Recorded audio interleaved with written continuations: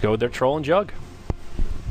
NaVi went for a first pick Puck last time, and I still think Puck's decent here. They don't really have any good ways to deal with him. Nothing like a Lion like last game. Yeah. Could be a possibility for Funnick. I wouldn't be too surprised if they just third pick the Puck here. It will be the Dendy Magnus, so at least know what he's doing. They need a nice empowered target. CK is decent here. There's illusions. They don't have that much AoE for. Yep. Anything with illusions, naturally good against Jug. We have not seen much CK Wisp in general, but lots of folks have been talking about it. Phantasm keeps getting buffed up, and I think he's a pretty viable hero. Is it Cinderin, I think, that's the big CK fan? He's always lobbying for more CK picks, but they will grab the Lion themselves. Decent versus Juggernaut. All these instant or near instant disables is just key at killing a Juggernaut from 100 to 0 rather than letting him get his arsenal off and then killing him. And it's also a nice setup for relocate. Blink RP into relocate, Blink Hex into relocate. These are almost guaranteed kills against split pushers who are off by their lonesome, which Alliance loves to do.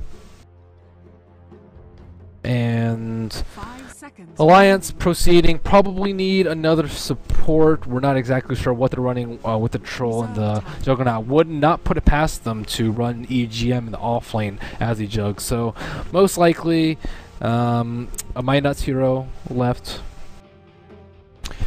Yeah. I suspect. And Navi probably still looking for that traditional EO pairing, although it's difficult versus Alliance's heroes. Do you think Alliance are thinking about a disruptor here?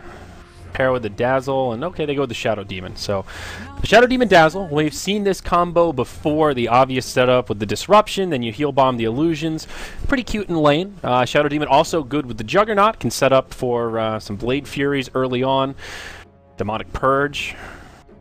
It's really important for the defensive capability because they have a lot of fairly long cooldown and fairly important spells that they're going to throw on the Jug. And with the Shadow Demon, a well-played Shadow Demon, he can defensively disrupt and then boom, he spins out. They don't have a counter for that, and then he can turn around and unload all his offensive capabilities. And looks like an LC will be matched up next. Another great partner with the EO, and another way to set up for relocate ganks if she's not already the EO partner herself, which Navi tends to do. They like this LC EO offlane.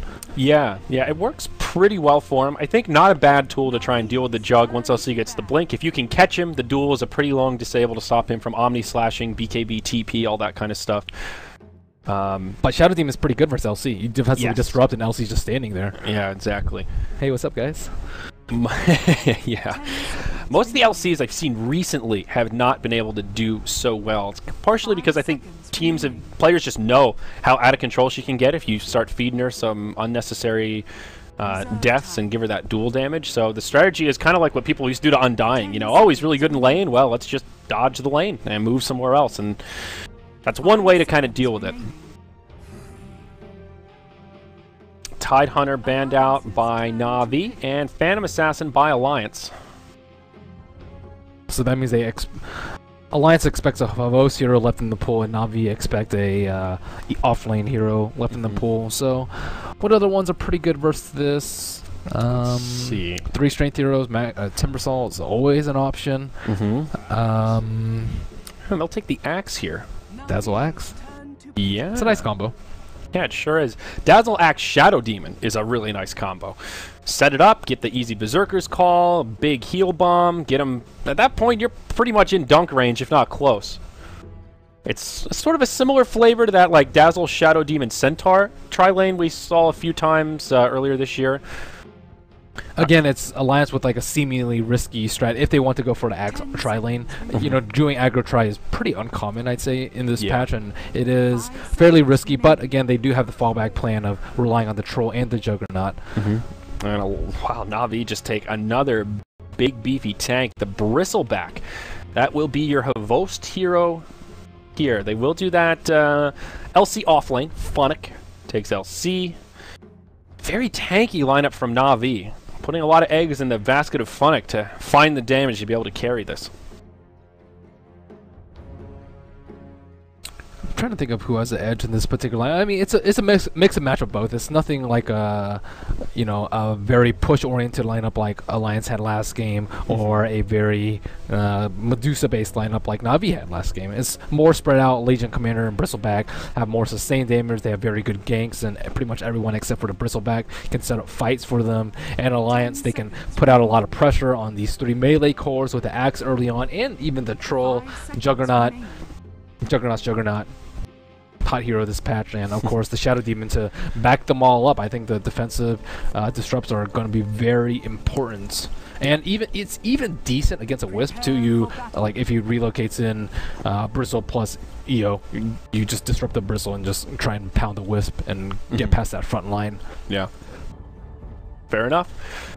So, the ultimate question, will Alliance do the aggro try? And it seems like it based on their initial movements, though I think they are just going to invade to get some wards down, so we'll have to be patient to see how the lanes settle. The side of NaVi, I think a 2-1-2 will be the way they do it. Vost on the Bristleback, that puts Goldblack on the Lion. We saw the Dendy Magnus, and yeah, here's their tried and true offlane, the Vanscore Wisp, and the Funnick LC. Situation here, couple of observers on the Shadow Priest. I didn't expect Alliance to go so melee heavy against a second pick Magnus. Yeah. On top of that, Axe is a decent hero to negate Bristleback's Bristleback by forcing him to face him. One of the, I guess, 2 heroes that can do so, Axe and LC. Yeah, both of the taunters here in this match. So Alliance will just get a ward down. Oh, they set up a heal bomb. Middle of the jungle here. Yeah, they're trying to set the trap on Havos. This is the dire vision. They see the Bristleback walking over. Here we go. The trap's been sprung. My nuts. Sets it up. The heal bomb, the taunt, and Havos probably going to be your victim of the first blood. Or a nice line stun comes in from the Lion. Oh my, the Bristleback just barely lives. Go Black, keeping him alive. Is he? Oh, my nuts wants it. He's got boots. Havos doesn't, but he's got a Salve and he's got a Wisp. Meanwhile, on the other side of the jungle, Go Black and Ake poking each other. Ake will get the better of that exchange. So they can set up again. It only costs them 1 round of each of their spells, and no clarities have even been popped, whereas Havos almost dies there. He has to pop his Salve, and Goldblack also at half HP from this engage, and also used 2 impales during the duration of that early skirmish.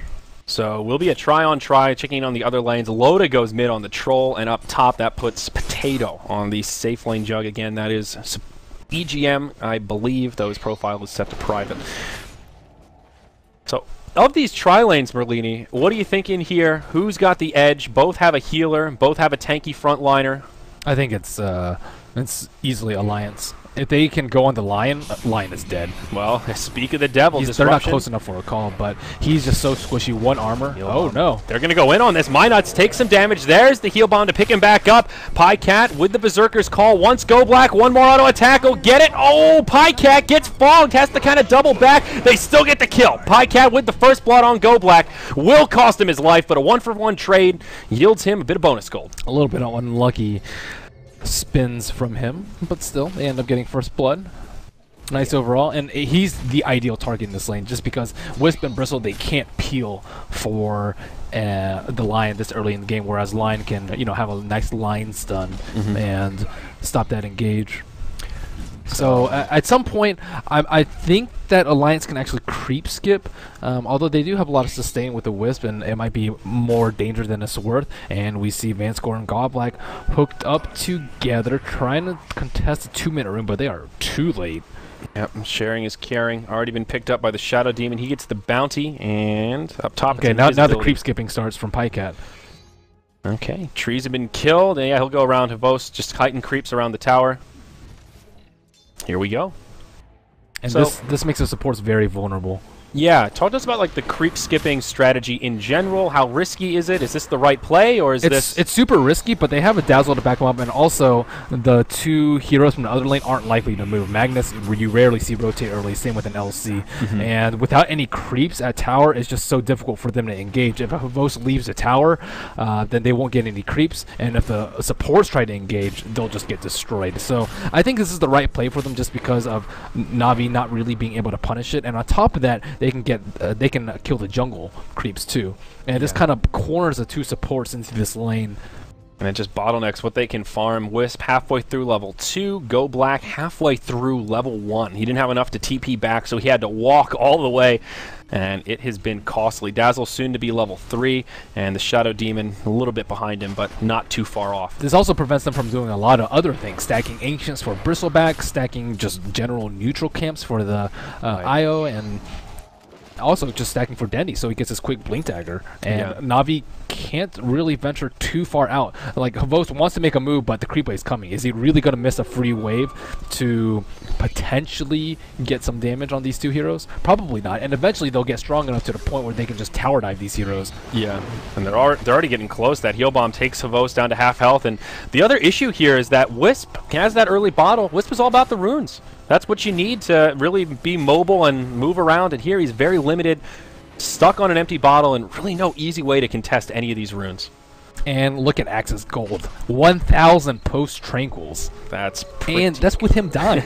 With him dying, he did get the first blood to make up for that death, to be fair. But still, 27 CS up there with the Troll, who is leading the way. It's coming out all things dire right now. About 1,500 gold in their favor in the first 4 minutes of gameplay. Just look at the raw CS. Troll having a pretty good time in the mid lane. Loda with 29 compared to the 18 of Dendy. And up top, LC not topping the charts. 14 last hits compared to the 25 of the Potato. And another benefit of them creep skipping is that Bristleback is forced to last hit under the tower, whereas Axe will get every single creep from spinning. And here they go with the dive. Yep, set it up with the Shadow Demon. Soul Catcher flies through. Havos at about half health, but Pycat, he's dueling it out with Go Black. A lot of low health heroes here. Ake going to be the target of choice. He does not have a grave. Dendy TP's in. They turn it around. Ake goes down. Pycat wants to finish Go Black, but good work around the trees, and he will die to the poison anyhow. A 1-for-1, support for support. The difference is Dendy had to rotate, which means Troll has some time to free farm. This is going to continually get worse for NaVi, I feel like. I mean, Dazzle dying, sure, that's okay and all. And then Troll Warlord's also level 6. So these dives are going to be even more potent. Pycat setting up. Yeah, Havos, he's all by his lonesome. It's just Minuts and Pycat, but that's all they need. An axe to the back brings him down. As Dendy rotates mid and the Wisp has to head back to the well to fill up that bottle and get a TP. And 700 gold away from the blink dagger on the axe, and Bristle is just so incredibly poor. Looks like he is going for... Oh, up top, Potato gets a solo kill on Funnick. Not quite prepared for that Omni Slash to come out. Easy 1-1-1 build. Yep. So there you go. That's bottom lane victory for Alliance. Top lane now victory for Alliance in mid. Somewhat even, but on CS, huge victory for Loda, 35-20. This is quickly getting disastrous for NaVi, and now Bristle going to get dove once more. They see the TP from Wisp, and will back it on out. It's just a Wisp, though. I think they can turn around on this very soon. Yeah, Wisp wants to get aggressive here. They've also got the Lion on his way back in. Still only level 2, so not the biggest threat. Lions being a little cautious here, not to throw away this lead they picked up for themselves. Now up to about 3,000 gold, 2,000 experience. Here's the setup. Shadow Demon making it happen. The taunt, the heal bomb. Can Pycat find the kill? He is level 6, but can't get the dunk. Dendy TP's in once more, this time with an RP. Nice Delta split. They'll isolate Ake. Still no grave on him, opting to level up the Shadow Wave. Skewer forward. Ake will die. Dendy chooses to RP that. But Loda has a DD. He is whacking on this tower in mid. Level 1 Fervor up. Battle Trance popped. This is a dead tower. Glyph already used. So Dendy's rotation comes at a very hefty price. Yeah, that tier 1 tower is so important if you're on the Radiant side for map control, and that is not the first one you want to go down. And that's he has to TP though. He cannot let this aggression go unchecked. What about that RP on Dazzle though? Is that seemed like overkill, but I guess just wants to secure. It is, but he's just gonna rotate mid and then wait for another dive. And I guess he might not actually have it up, so it could be a potentially big deal for them. Troll Warlord ultimate up yet again. He has been using it every single time on cooldown. I think he's used it 3 times already. 7 minutes into the game. Yep. And now down bottom, Alliance putting a lot of pressure on this tower. NaVi appearing that they may just let it fall. They've got a glyph, but no movements to make a defense. Pycat not opting for the fast blink. Instead, rushes the Vanguard. This early on, I think just about equally as good. 7 minutes with all this damage mitigation. 1,100 HP already. You compare that to the Bristle, who has 800. Big disparity. It's not only for the mitigation, it's also really good for being able to do the neutrals. And with this T1 tower down, Axe has already completed his job, which is limiting the Bristleback's farm and taking down the early T1, and he needs to transition into the next phase of the game, which is either farming with a Vanguard or proceeding to gank people with a Blink, and feeling like farming is probably the better option. At this rate, he's going to be able to do both. He's nearly halfway to the Blink already. There's even a stack in the enemy jungle waiting for him. Here you go, PieCat. Christmas is over, but we got you a present anyway. Go ahead and have yourself some extra gold at our expense. Just keeps getting better for the cat. So let's take a look at overall items here. 3 bottles on the side of NaVi, Funnick, Vanscore, and Dendi, all opting for the bottle regeneration. Outside of that, not much in the way of core items. Havost probably looking for a Vanguard. Getting scouted out by MyNuts. MyNuts probably aiming for a Disruption right now. Oh, yeah, here we go. Disruption, and PieCat getting in position. Level 8, has a dunk, but won't use the Berserker's Call. Kind of an awkward spot in the trees. And they spotted Dendi. Yep. With his P up now. Oh, yeah. It's freak. So, still poking Havost and not really making his life too easy.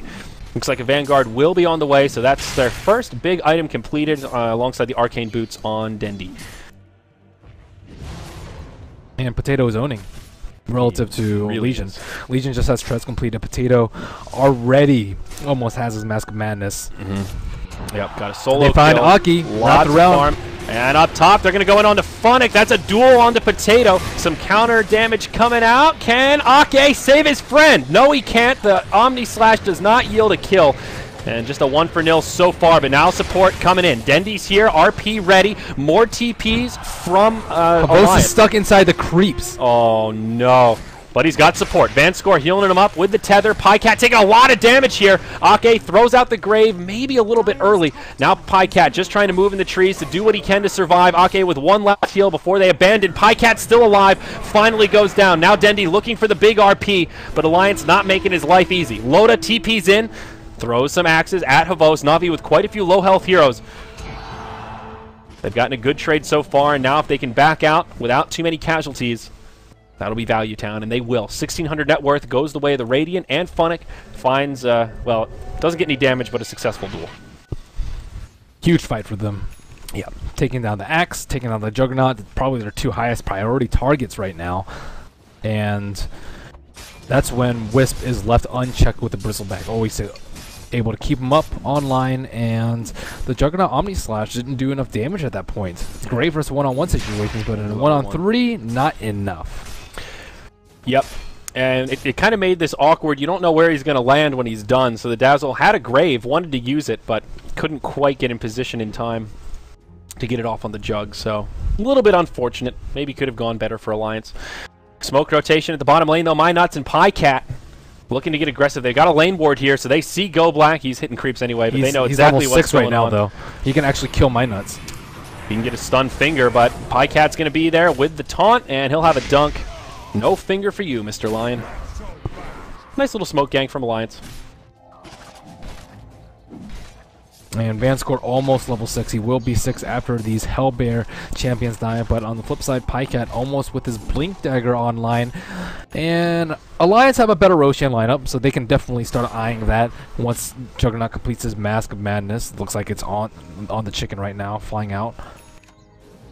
And how's the Blink Dagger progression from NaVi? 1900 on Dendi? Pretty close. How about Funnick? 850 on him. Yeah, not so close. Funnick had a much more difficult time in this lane. When NaVi draft their Godblock looking to use a finger on Loda. I'll see. Oh, you had me panicked. That's where I was looking. Loda running out. He'll be okay. But yeah, usually when they do this LC Wisp, they keep the Wisp dedicated to that top lane. And obviously they had to rotate to do the try-on-try, and that just hurt Funnick so much. It threw a wrench into the mix. And normally at this time, you'd expect Funnick to really have that snowball rolling, be closing into the blink, maybe just a couple of creeps away. And here he's only halfway there. And that will limit the amount of momentum that NaVi will find in that little window here. Dendi gets his blink the same time Axe does. Potato smoked into Roshan. Yep, with that Mask of Madness, nice and easy. NaVi, no idea. Well, you have an idea it's coming, but you don't know exactly when.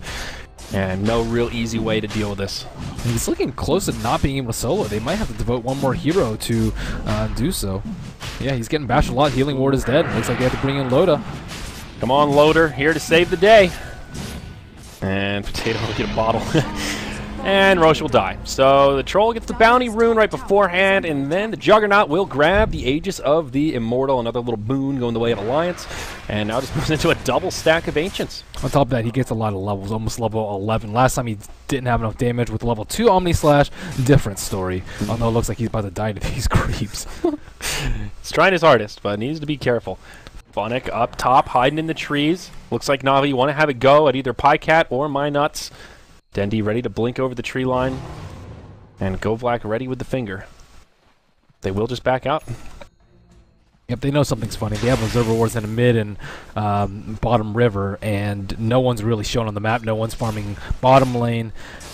More likely than not, the heroes are up top. Very smart defensive play from Axe and MyNuts. So Loda, what's he going for? Ogre Club with 1,700 gold. Could just be straight BKB. I think fast S&Y tends to be more of the Loda flavor. Couple of options. Ooh, the Crimson Guard. Yeah. That's quick. First item on the Bristle. Just upgrades the Vanguard straight away. Pretty good this stage of the game. Mitigates a lot of damage when you use that active. Does help in the team fights. NaVi perhaps gearing up for Alliance to get a bit more aggressive. Dendi finds Loda, skewers him back, uses a solo RP. Oh my gosh, the disruption! Perfect timing, still takes the finger cooldown. All the damage was mitigated. Pycat wants to pursue, gets turned into a frog, and well, that'll be the end of that fight. No one dies, and that's a big victory for Alliance. 2 huge ultimates used. Great positioning by MyNuts. Wow. That's one of those like super clutch timings that you can't even really count on that often. I mean, that's where the Ogre Club comes in. Even for an S&Y as opposed to a BKB, he has a lot of HP to tank through these ultimates. And not only that, it's dual.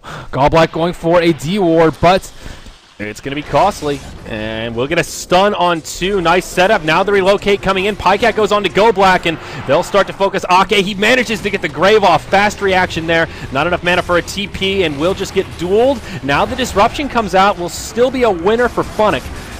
And now Funnick gets Omni slashed and dunked. Brought down a 1 for 2. Alliance okay with that trade. Although Funnick did get a little bit of extra damage. Yep, got his first duel victory there. Oh, MyNuts kills the Sentry, but not the Observer Ward. It's slightly placed out of range, and they have a ward behind the tower. Dendi has to be very careful not to get caught by the blink from Pycat, and it looks like he's looking to counter-initiate. Pycat, he wants to go in. This is Dire Vision we see, so they know exactly where Dendi's going. Creeps also know where he's going as they're following him into oblivion. And the tier 1 tower up top will fall. Loda gets the last hit and does indeed go for the S and Y, both of which, well, just 50 gold short, but we'll have it here just momentarily. That kill on Funnick couldn't have come at a much better time, slowing down his Blink Dagger even more. 200 gold away, and we'll have it, but have not made Funnick's life easy in this match, that's for sure. The Grave came out at a great time. It wasted a lot of the relocate time. And when Bristlebacks out of the fight, boom. That's the cue for them to commit all in to winning that fight. So Pycat, what's he looking at for his next item? Not much progression yet, just the Blink Vanguard slowing down on the farming. There's your Blink Dagger on the LC, and ooh, a smoke in the mid. Pycat and Ake. Looking to get a little aggressive here, perhaps. Ake level 6 did opt to skill they might kill Goblack. Loda, also invisible coming in. Goblack gets Berserker called. Ake's there with the heal, and the dunk gets interrupted, but oh, now he's hexed again. Still don't think he's going to be able to live, but at least buys himself a time. Battle Hunger slowing him down, and Dazzle will get credit for that kill. Meanwhile, in the top lane, Shadow Demon got jumped on by Relocate Gank, and 1-for-1 around the map. They trade supports. Glyph comes out, a defense at the tower. Alliance want to make a hold. Pycat comes in, taunts Havost back, and Havost will just go for the tower kill. No deny comes out. Pycat's all by himself, though NaVi don't know that. And they will just get the tower. Incredibly risky play by Pycat. Yeah. Well, total tower count right now is 1-3, of course, in favor of Alliance on the Dire side after that successful tri-lane. Glancing at the graphs overall, net worth about 3,500 in favor of Alliance and about 3,000 experience, so they're still in pretty good shape, kind of controlling this game. Checking in on the Juggernaut, he'll go for a Yasha, Aegis of the Immortal, pretty soon to expire, has about a minute left on it, but the Potato coming online, and like you talked about, level 11, so has that Omni Slash at the ready. Crimson Guard on Crimson Guard action. Ooh, it's getting steamy here. Axe just a few hundred gold away from completing that. Okay. Nice piece of work. Sure is. And he's actually got the recipe, so he's going to have it now. And that buckler delivered. So, continuing to stack Ancients, something Alliance have been utilizing pretty well this game. Potato finding a lot of farm on that front. NaVi, they stacked this Ancients a while ago, but they haven't cleared it out. So it is something that Alliance have just been doing more efficiently. Down bottom, initiation, onto the Lion. They catch him as he goes for the rune. The pick off onto Go Black. Dire's middle tower is under attack. And NaVi trying to venture into that Roshan pit area so that they can get an Aegis for old Bristleback, but they are just repelled every time they try and go down there. Every single time. Yeah. Trying to get a jump on Dendi in mid, but he is in a pretty well fortified position right next to that T2 tower. Relocate is up. Funnick is hiding in the top lane right now. Has a TP scroll, but a 5v4 in the mid lane, depending on how this fight breaks out. Havost is actually the highest net worth farmer right now. Picked up the Sange after the Crimson Guard. So still a pretty tanky force right now. 1700 HP on that Bristleback. Problem is LC's way far behind the Bristle. Yeah, not just the Bristle. LC is the lowest farming core in this game. The only folks lower than him are the supports. So to get this huge stack, I think it's a quad stack. Alliance move into the bottom tier 2 tower, and up top Funnick trying to pressure this one. He will not win the race. Fervor doing some work for Loda. Even a defensive weave here. The healing ward. Easy pushing for Alliance. This is like the game of Sange and Gasha. One on the Bristle, one on the Troll. I think the Potato is going to go for a Manta, but still, lots of SNY action this game, Merlini. Is he going to go for a Manta? I'm not sure. I think so. I haven't seen too many Jugs go the SNY route. It's alright. It's not so bad. It's not bad. Not bad, it just seems that most of them favor Manta. Just to make you a little bit more elusive, and yeah. Still, Alliance already controlling this area too. We see, as you said, EGM always taking out the Ancients out. Relocate on top. Yep, duel onto Loda. He gets fingered. The relocate should secure the kill, and Funnick will get a bit of extra damage, now up to 38. TP reaction coming in. Potato, Ake, and My Nuts all ready to fight. RP catches the Dazzle, but the Dazzle only. Now Funnick pursues forward onto My Nuts on the other side of the fight. Pycat can't really find the right opening as Potato comes in onto Funnick. It's a solo Omni Slash and a kill secured on the Legion Commander. A 1 for 2 as they did lose their Troll and Dazzle. Not the end of the world for Alliance. They were just waiting there. Funnick was sitting up there so long waiting for a Blink 2-1 to relocate. Yeah. It's a good setup, but still just not clean from NaVi. I mean, LC is like one of those few carries that you can actually trade 1 for 1 like that and get the dual damage and feel like, nah, that was okay. Could have been a lot worse, but when it happens over and over again, yeah, it's just not so great. I think she was able to buy before she died, though, which is pretty big. Yeah, he did pick up the broadsword. Blade Mails are really important in this game because they don't have any BKBs yet. It is the SNY on Jug. Okay, you were right. EGM favoring some SNY action, tanking up a bit. It's important to kite the Bristle and the LC because both of them have extra move speed, overwhelming odds, and the Warpath. Yeah. So they need to be able to kite them since they don't have naturally fast heroes. Okay. 3 SNYs in one game, pretty atypical. Roche, the max timer here. 3 minutes after the first bout. Funnick about to get scouted out by Loda. Whirling axes, and Funnick will just press the attack and head to safety. Pycat trying to close the gap. Gets off the battle. Look at the maim, dude. The maim. Ooh. The maim. All right. Easy pick on the LC. They will have to pay with their tier 1 tower. The Potato comes spinning on in. It's a Potato frenzy. Now he gets hexed. Does not have an Omni Slash here. Might have bit off more than he could chew with that one. Alliance on their way in to try and take a fight, but with their Jug already dead, probably not the way they want to do it. Pycat going back in, uses a Berserker's Call. Pycat has a gem. He has to be very careful here. Yeah, and it looks like he might just try to find the escape. Perhaps they'll sacrifice Ake again. He goes down, goes for the Grave TP. The interrupt is there, but it does hold NaVi's attention, and allow the rest of his teammates to make an escape. Yeah, not really sure what Potato was doing there without Omni Slash up. But even without it, he can get stunned or hexed during the transition from Blade Fury to Omni Slash from Goblag. And I mean, also RP. He can just get RP during a spin and just die. So he has to be very careful not to make those sort of risky plays. I mean, his teammates were moving that direction, so maybe he just thought they were a little bit closer and wanted to bait them before NaVi made their exodus. But it's a level 1 spin. It's not going to really force a reaction out of NaVi at all. Yeah, I don't know. Again, I'm just sort of grasping at straws, trying to get in the head of the player. He expected his team to come in, maybe get graved, and then right-click, into Omni Slash up or heal up from Healing Ward, but it's still a risky play. If he gets a little bit of damage on Bristle, it doesn't matter. It's not going to stick because of the overcharge plus heal on IO. Yeah. EO. So they will get some dewarding action here, using the gem in the inventory of Pycat to get vision control of the Roche Pit. And we'll see some initiation here in the mid lane. Duel on to Loda.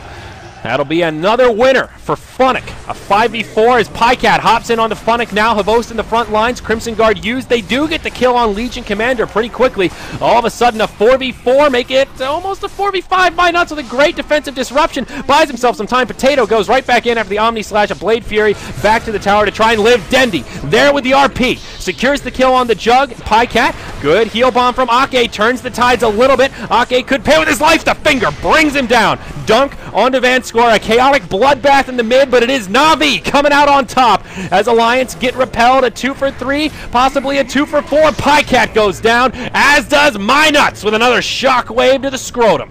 That'll be a huge fight for NaVi and a buyback on the axe. Pycat, he wants to take out the trash, but can he actually get the dunks? He's being kited around. That sticky goose slowing him down. Blink Dagger getting disabled by the Quills, and Havost just kiting all day. Dendy actually ends up dying to the Battle Hunger. Now Havost caught by the Berserker's Call. This should be a dunk, and he's dead. The buyback from Pycat, well worth it as he cleans it up. Unfortunately, he doesn't get the prized gem back in his inventory, but this should secure Roshan with Dendy down, RP down, as well as the Bristleback. EO is still up in case they want to make a relocate venture, but now that all 5 of them are up, very risky play.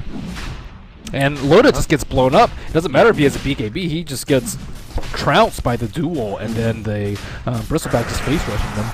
Yep. But it will be a Roche for the Dire. 15 to 16. This is Roche number 2, I believe. Yep, EGM soloed the first one. Aegis this time goes to Axe. They gave it to the Jug first time around. And now Pycat can have that second life. He's also level 16, so Dunk getting a little bit more potent. He's forced to run away from the Bristleback, which is, you know, ideally you want Bristleback to be running away from you and not doing any damage. But if he's able to stick on the Axe after the call, that's very problematic for him.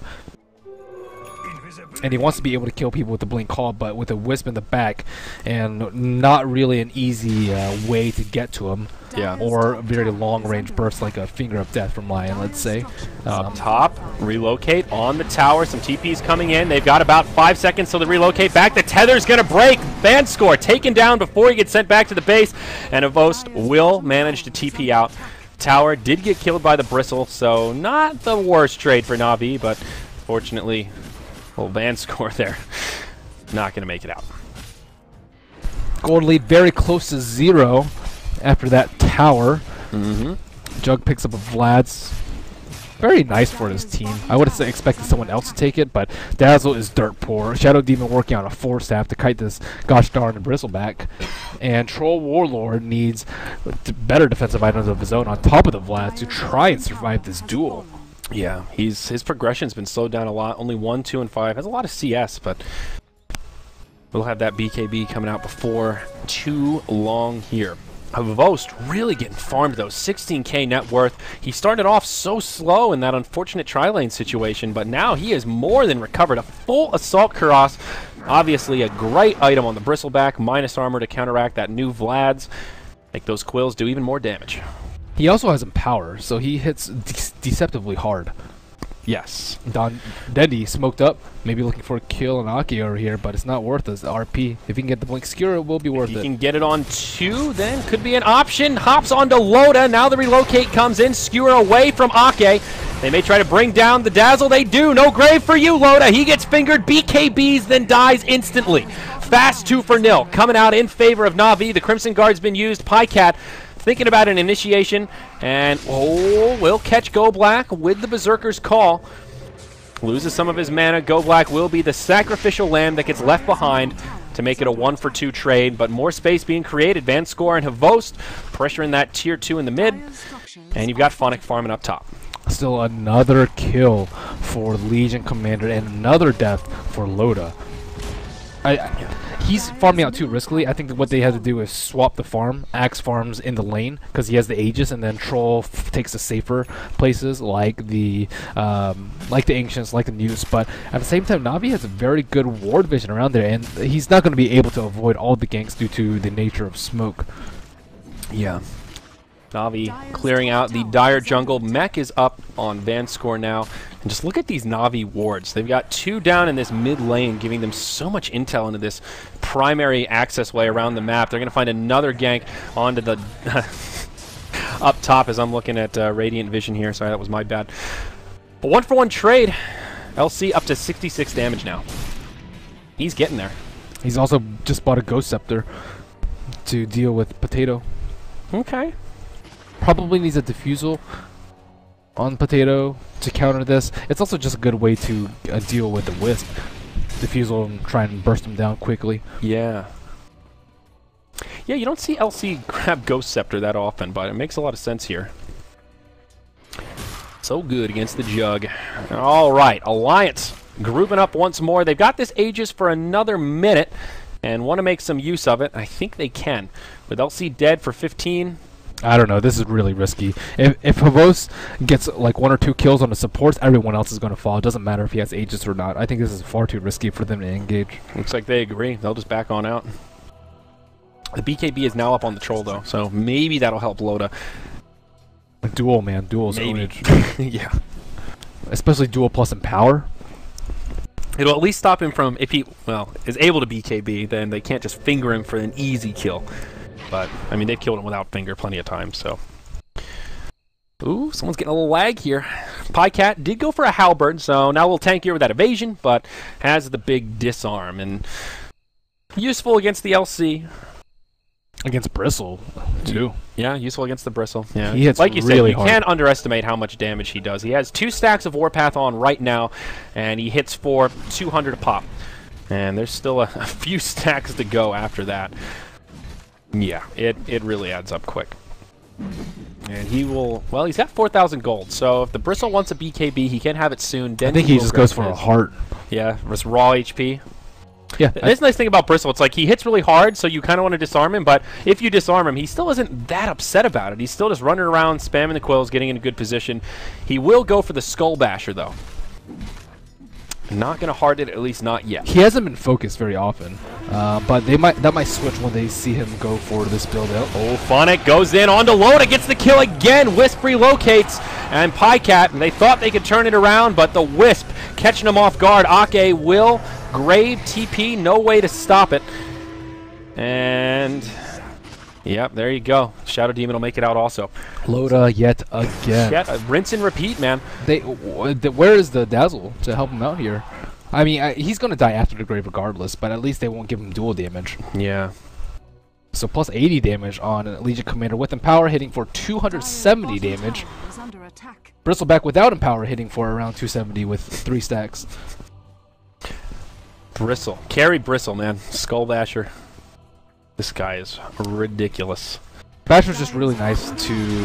Oh, Potato! He walks right into it, gets hexed! He will get dueled and brought down before he can even use a Blade Fury or an Omni Slash. Oh, the Potato.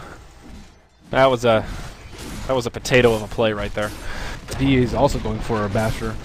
So, not really that much consistent damage from Alliance. Yeah, Bristleback, who pretty much has 100% uptime. Oh, Merlini, there is no buyback on this Juggernaut, nor is there a Dire Glyph.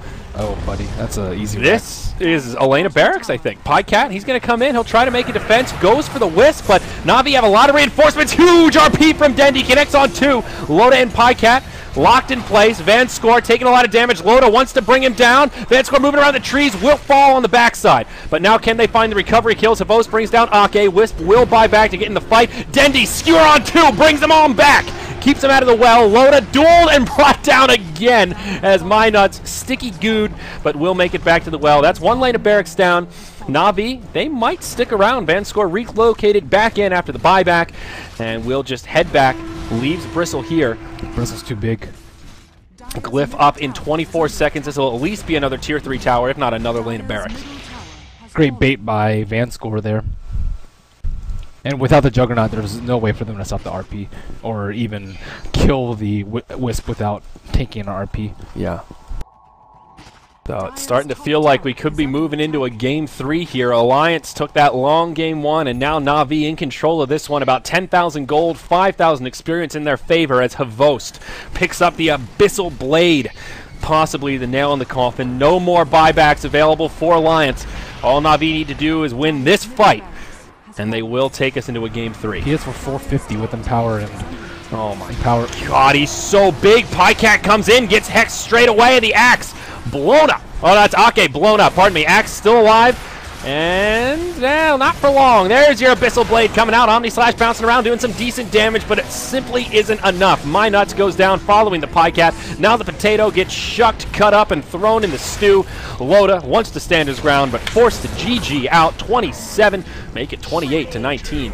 As Alliance get wiped up again, and NaVi take a very dominant victory.